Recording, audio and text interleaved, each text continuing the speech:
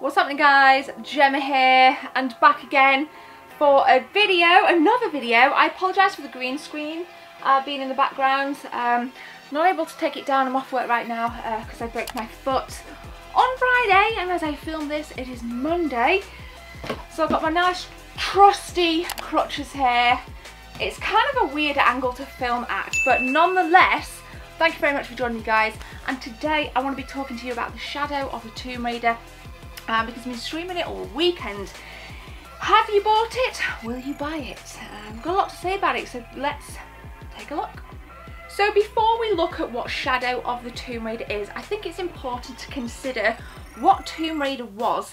And back in 1996, Lara launched onto the Sega Saturn, followed by the PlayStation 1 in full force. It literally, at that time, there were no strong female protagonists in gaming, and I was a younger girl, and I for one was absolutely flabbergasted that we had a female lead in a video game.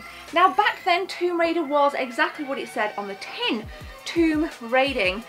You tended to kind of like, your main obstacles were to how to go from that ledge to that ledge. It wasn't so much about running around getting shot at by enemies, albeit there were a few enemies along the way, and there were also some animal enemies, as you'd often be kind of wrought with tigers and eels and whatever other animals you would come across in sea, rivers, oceans, whatever it is, in jungles, you name it. But 9 times out of 10, you know, you felt claustrophobic in Tomb Raider. You felt a sense of fear and vertigo when you were way up high on a ledge, considering how you were going to get from point A to B, and that is Tomb Raider. And unfortunately the series lost its way a little bit. Core Design sold it off to the US, the whole franchise, and the first franchise to be born out of Core was Angel of Darkness, which for me, I thought it was absolutely shit. You started off in the streets of Paris. Like, where were the jungles? Where were the tigers? Where were the ledges, you know? You know, it was just so mechanical, tinny and industrial, and unnecessarily so. For years I've really wanted Tomb Raider to come back to its roots, and now in 2018 we have Shadow of the Tomb Raider. So Shadow of the Tomb Raider, I was actually expecting weak things. Now, we had a bit of a reboot in the franchise in 2013, followed by Rise of the Tomb Raider, followed by Shadow of the Tomb Raider, and out of those three, for me personally, I feel that Shadow of the Tomb Raider keeps the essence of Tomb Raider. And the reason I say that is because as I'm kind of like 6.5 hours in on stream, I've found that, you know, there is that sense of claustrophobia. There are those incredibly tight spaces underwater and above water, on ground as well. There's loads of, like, you know, you do come across tigers in the jungle, believe it or not, and those tigers will want to eat you, and they are hard to kill, and there is a lot of skill involved in trying to take down that tiger rather than just... That's a really bad impression of me shooting an AK-47, but go with it. But yeah, it just feels like Tomb Raider, and I think, like, even at 6.5 hours in, I'm yet to come across a junkyard. You know, I'm yet to come across the New York skyline, you know. This isn't Spider-Man. I don't want to see Lara on top of a building. I want to see Lara in the jungle. I want to see Lara underwater, just like we had back in 1996 when Tomb Raider wowed us. And I think if Tomb Raider's ever going to continue, we really need to keep it where it became fantastic, where it became iconic. You know, that sense of fear, that sense of isolation, that sense of vertigo, that sense of like, how am I going to climb this vine when I've broken my leg, you know, that kind of like mind-bending shit. And I think out of the three, the 2013 Rise of the Tomb Raider, now Shadow of the Tomb Raider, Shadow of the Tomb Raider has done a good job at just bringing things down a little bit back down to earth. Lara is finally starting to feel like Lara again. So what about the storytelling? Shadow of the Tomb Raider, without spoiling it, has a lot of heavy cutscenes.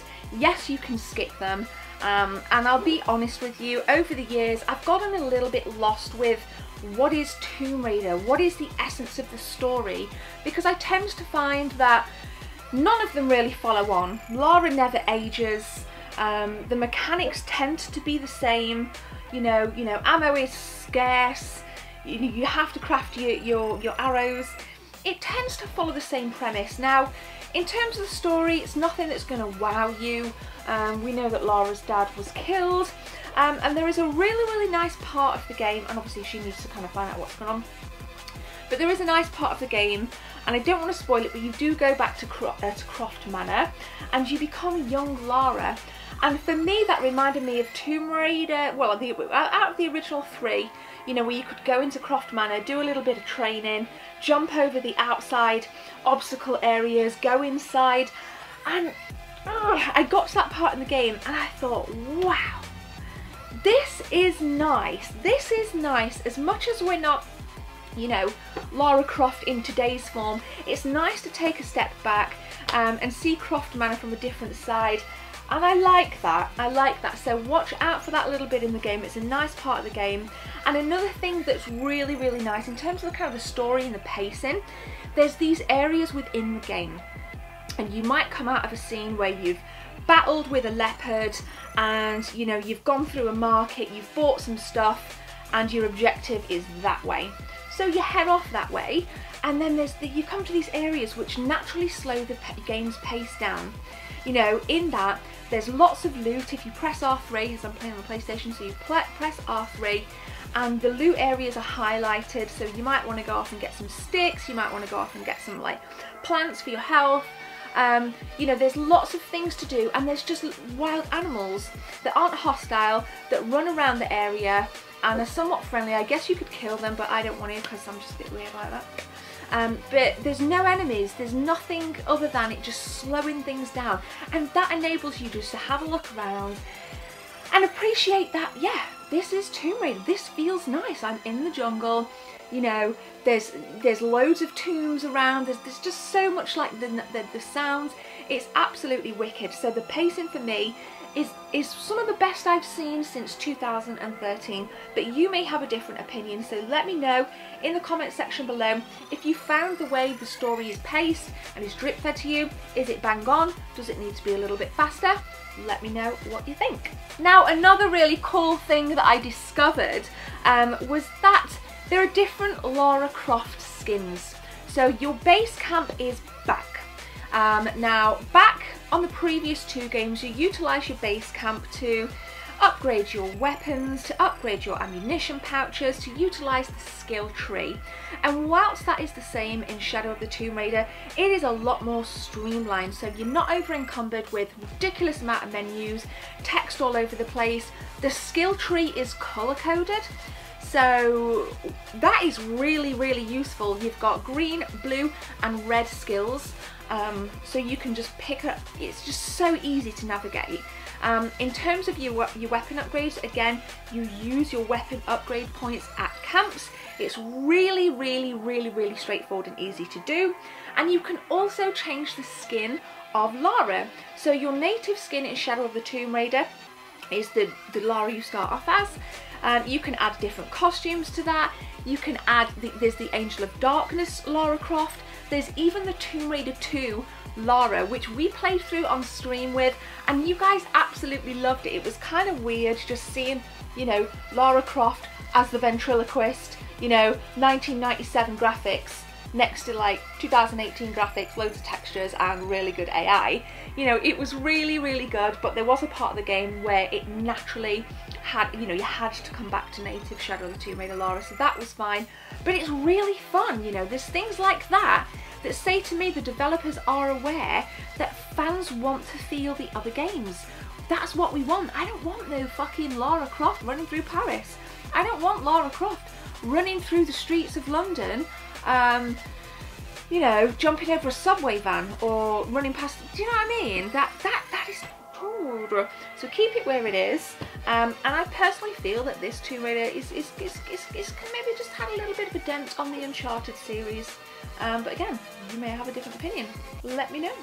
So it begs the question, should you buy it? I was going to hold off, I'll be honest. I was going to hold off on Spider-Man as well, but I did a video about that. It'll be in the cards. That blew me away.